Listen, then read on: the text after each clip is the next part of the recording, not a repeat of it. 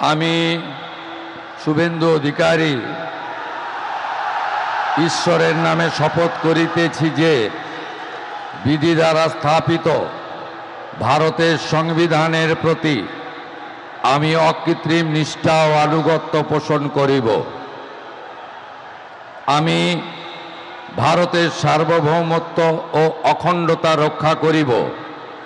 পশ্চিমবঙ্গ রাজ্যের মুখ্যমন্ত্রী রূপে আমার কর্তব্যসমূহ নিষ্ঠাপূর্বক এবং বিবেকসম্মতভাবে নির্বাহ করিব এবং ভয় বা পক্ষপাত, প্রীতি বা বিদ্বেষ রহিত হইয়া সকল শ্রেণীর জনগণের প্রতি সংবিধান ও বিধি অনুসারে ন্যায়াচরণ করিব।